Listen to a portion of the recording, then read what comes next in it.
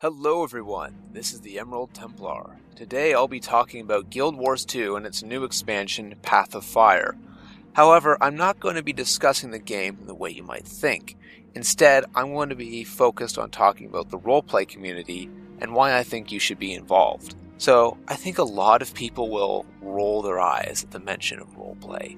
Well, I can't change people's attitudes on this. I would like to point out that it was roleplay that started the MMO genre, all the way back to D&D and the other paper RPGs. That eventually led to the creation of the first computer RPGs, like the Ultima series. And then when the internet was created, that split the RPG genre between single-player RPGs and the MMO RPGs that we know today. So, when you really think about it, role-playing is like the grassroots aspect of these games. Now, before I go on, I feel I should give a quick summary of Guild Wars 2 for those unfamiliar. So Guild Wars 2 is an MMO that came out about 5 years ago. And since then, we've had 3 Living World seasons, which each of them act as like a free mini expansion in between the major expansions. And so far, we've had 2 major expansions, with the most recent being Path of Fire. In Path of Fire, you'll explore the area of the world known as the Crystal Desert and Ilona. There, you face off against 3 opposing factions: the Elder Dragon Kralkatorrik and its branded minions, the Undead Lich and King of Ilona Palawa Joko and his awakened legions, and the Rogue God Balthazar and his forged armies. Now that we're up to speed, let's get into it. Now, I started role-playing because of a YouTube series, The Crichton Chronicler, and the show was devoted to showing off the roleplay interactions of the character Eckhart Orlan and other role-players and the stories that came with it.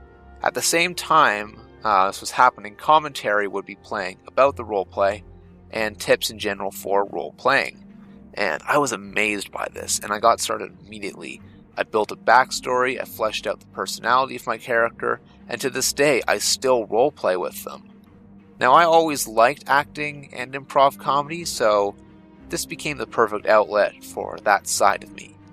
I could be someone else. I could do things that I couldn't do in my regular life, and it was just incredible.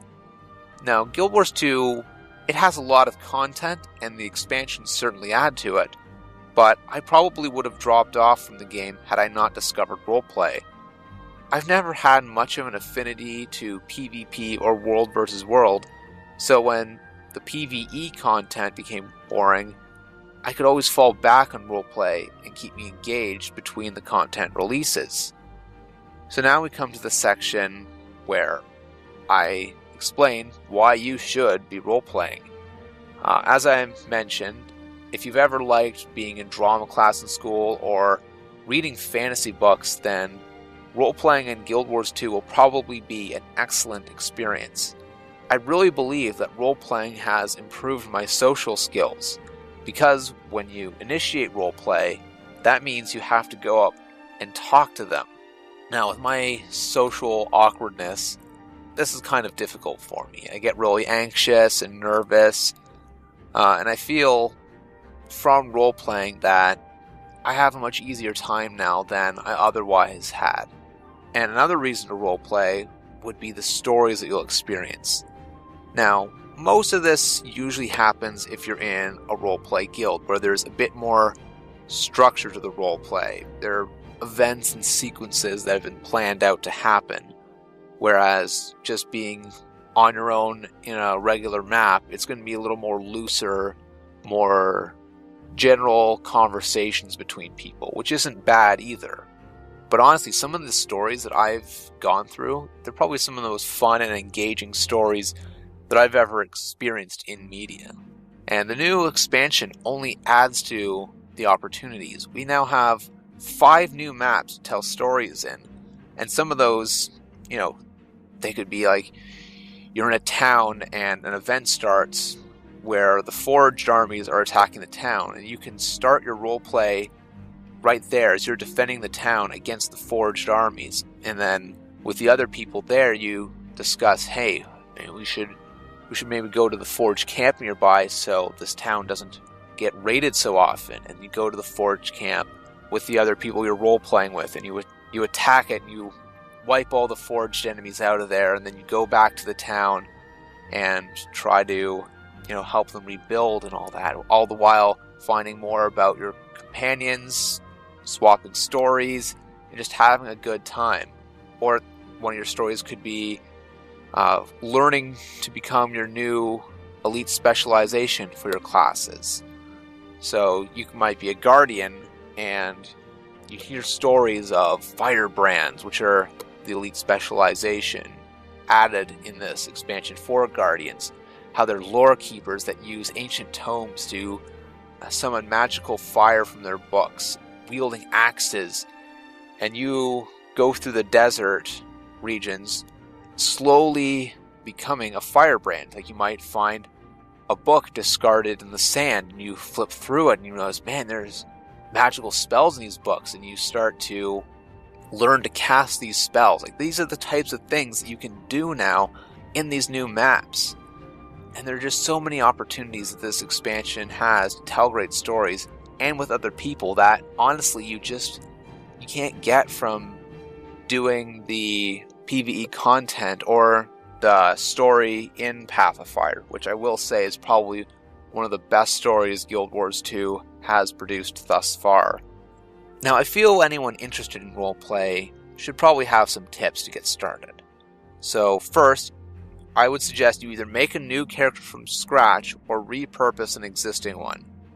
In general, if you're going to roleplay, your character in-game shouldn't have a silly name, or people might think that you're a troll. So, if you have a human character, having a name like Juke97 XXX, you're probably not going to be taken seriously and going to be outright dismissed by people. But if you had a name like Alex Becknar, people are probably going to be more accepting of you as a roleplay companion otherwise. Now, I'm not saying that your character has to have a name that follows the lore conventions, but just having a believable name, it'll go a long way. Second, you should make a rough backstory. It doesn't have to be over dramatic. You just have to figure out, what has my character gone through, and who are they because of that? What have they done? Who are they in general? Now, the past only tells you who you're going to be, so don't feel like you're getting trapped by your backstory. Just use it as a starting point for who you want to be. Most of my characters, I've had their backstory filled out, and after I've gone through several roleplay interactions, I just feel the backstory becomes less relevant because you're creating new backstory. Every interaction you have adds to that backstory, and soon, over time, your character will develop and change. They're not going to be the character you started out with, and that's a good thing. And on a similar note, for the third tip, you really only figure out who your character is after you start role-playing with them. Now, you can spend hours getting the perfect backstory, but it's not until you're actually interacting and reacting to people that you really start to figure out who your character is. Now, your backstory can help determine some of the things you're going to say, but as I said, as you get new experiences, your character is going to behave differently over time. And the fourth, in general, the map Divinitys Reach, which is the human city, is the place where you're going to find the most unstructured RP, for better or for worse. And this is usually, for people who just want to have casual conversations and dialogue. So it's a great place to get started for learning to roleplay. Just don't go into the map and start role-playing, though. You got to make sure that you're in the right instance of the map. And in general, you can figure that out if you're wandering through the map and you see role-playing happening in the chat logs. Once you figure that out, you just got to find where people are role-playing and then just try to initiate yourself into their conversation Sometimes people might not like that because they feel like you're just intruding or whatever, but I feel in general, most people, if you come up and try to interact with them when they're already role-playing, unless they think you're a troll, they'll be pretty open to have you converse with them. And fifth and final, the server Tarnished Coast is the unofficial roleplay server. However, because of the mega server system, you're not restricted to getting into role-playing maps if you're on the Tarnished Coast server. So if you're starting off the game brand new, I would recommend you pick the Tarnished Coast server if it's available.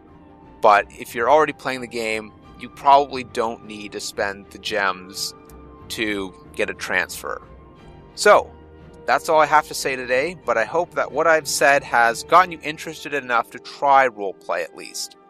I want this community to grow just as much as I want the game's player base to grow. So then, have a good day, and keep on keeping on.